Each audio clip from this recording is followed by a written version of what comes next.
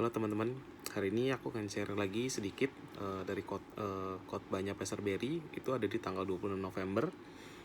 Istilahnya di sini Pastor Berry itu kasih judul khotbahnya adalah Sampai Kapan.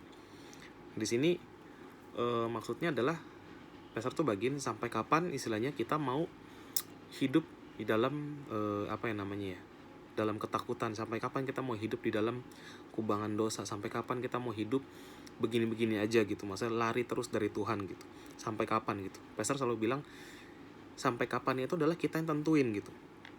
Ketika misalnya kita masih mau terus berada di dalam dosa, kita masih mau terus berada di dalam masa lalu kita mau terus memilih dalam kesakitan kita, ya percuma mau istilahnya Tuhan kirim siapapun untuk kita diajarin, misalnya kirim pengkhotbah, kirim apapun itulah, mau dari firman atau apapun, pasti tetap aja kita tidak akan pernah bisa sembuh gitu.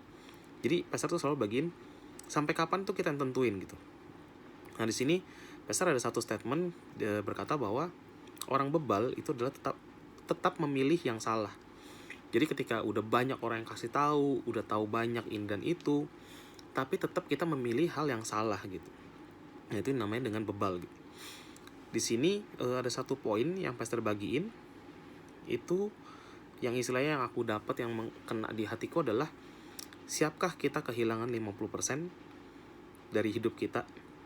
Di sini 50% itu bisa harta kita, 50% itu bisa waktu kita, 50% itu bisa mungkin keluarga kita, 50% itu mungkin bisa semua impian kita, semua yang mau kita kejar dalam dunia ini. Dan itu yang istilahnya aku selalu remind ke hatiku dan remind istilahnya ke diriku sendiri gitu. Apakah aku siap ketika misalnya Tuhan berkati aku? Apakah aku siap kehilangan 50% dari apa yang istilahnya Tuhan udah kasih dalam hidupku? Padahal sebenarnya semua yang aku punya dalam hidupku itu adalah Tuhan yang kasih, bukan milikku gitu, bukan kemampuanku. Nah itu yang istilahnya aku terus terngiang dalam hatiku gitu. Istilahnya, oke, misalnya sekarang aku punya pekerjaan yang Tuhan sudah kasih dalam hidupku. Mungkin anggap kita gaji 5 juta, 10 juta. Mungkin kita bisa bilang, oke, aku bisa memberi 50%. Tapi ketika nanti Tuhan sudah memberkati kita, mungkin gaji kita naik jadi 20 juta, 30 juta, 50 juta. Bisakah kita bisa memberi 50% buat Tuhan? Dan di sini juga bukan berkata soal uang, misalnya waktu. Misalnya kita sekarang bekerja, kita sudah single gitu. Bisakah kita misalnya kita bisa memberi waktu buat Tuhan, melayani, kita bisa take care jiwa-jiwa dan lain sebagainya macamnya. Tapi ketika nanti kita sudah punya relationship, kita sudah punya keluarga, apakah kita masih bisa melayani Tuhan? Apakah dengan Tuhan memberikan itu istilahnya membuat kita nggak lagi rela memberikan 50% waktu kita buat Tuhan? 50% itu menurutku bisa berkata banyak hal gitu. Bisa aja dari mungkin orang yang punya keluarga, mungkin orang yang punya kenyamanan tertentu. Bisakah kita kehilangan itu semua? Nah itu yang aku terus remind dalam hatiku, jangan sampai ketika misalnya apa yang aku doakan Tuhan jawab, dan itu membuat aku malah kehilangan hati yang bisa memberikan 50% seluruh hidupku untuk Tuhan gitu. Itu yang kayak kemarin aku terus pikirkan, dan aku bilang sama Tuhan, tolong pegang hatiku. Jangan sampai ketika nanti aku sudah punya apa yang aku doakan dan aku kejar gitu, istilahnya aku impikan gitu, Tuhan sudah menjawab setiap doa-doaku, itu malah membuat aku gak lagi rela memberikan 50% itu buat Tuhan gitu.